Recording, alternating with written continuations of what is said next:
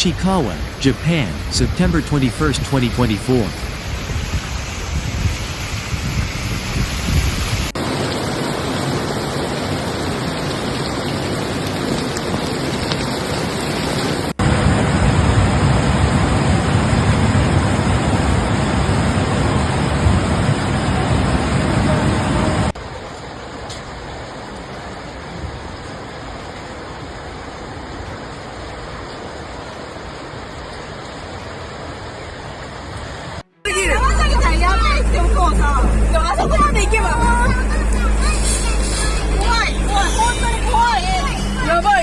As of 12:20 p.m. in Ishikawa Prefecture, heavy rain had hit areas near the Sasagawa Bridge on the Kamimachi River in Noto City, near Utsuyama on the Wakayama River in Suzu City, near the Tsukada Bridge on Kinokawa in Suzu City, and Kashiwara in Ukai City. River in Suzu City. Please evacuate to a safe place immediately. If evacuating to an outdoor evacuation site is dangerous, please ensure your own safety by moving to a higher location that is less likely to be flooded.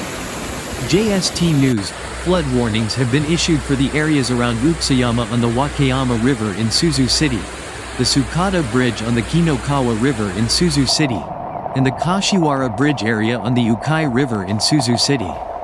The alert level is information corresponding to the highest alert level. Japanese authorities on Saturday ordered tens of thousands of people to evacuate from quake-hit areas in Ishikawa Prefecture, citing the risk of flooding as heavy rains caused river levels to rise. 3 rivers in the area overflowed their banks and flowed into nearby communities, local officials told AFP. Authorities were assessing damage to buildings and infrastructure.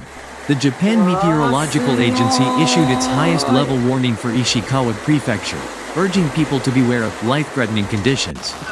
The cities of Wakayama and Suzu have issued evacuation orders for about 30,000 residents, the government said. NHK public broadcaster showed footage showing streets in Wakayama City completely submerged in water. The 2 cities were among the worst-hit areas by a massive New Year's Day quake that killed at least 236 people in the Chubu region.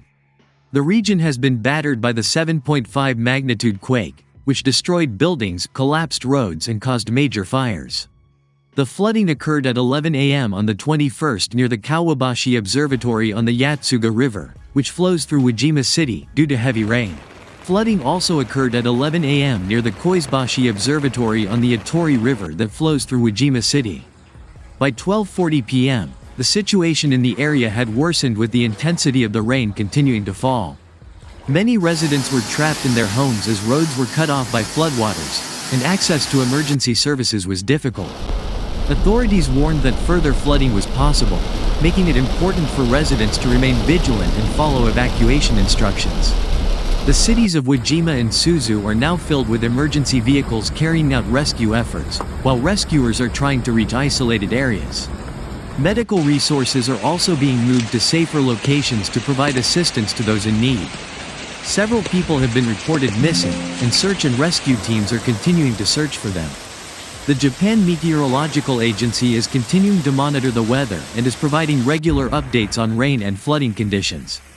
It has warned that the severe weather is expected to continue for the next few days, and the public is being urged to remain prepared. The Japanese Ministry of Internal Affairs confirmed that they have sent aid to the worst-hit areas, including food, water, and emergency equipment. In addition, shelters have been set up to accommodate residents who have been forced to leave their homes. Meanwhile, people in unaffected areas are expected to help those in need, either by donating goods or volunteering. Community solidarity is needed in a crisis situation like this. With the hope that the weather will improve soon and rescue efforts will go smoothly, all parties are expected to work together to get through this difficult time.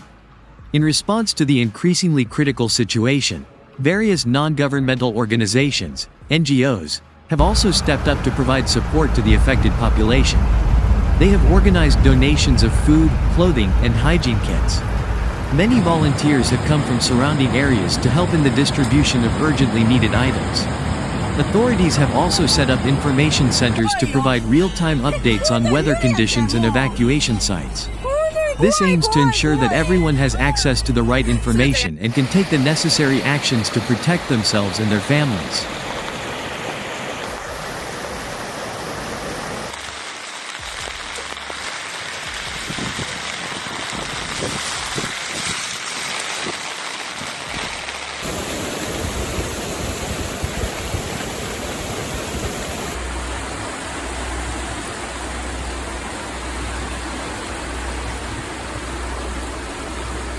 Meanwhile, several schools and public facilities in safer areas have also been opened as emergency shelters.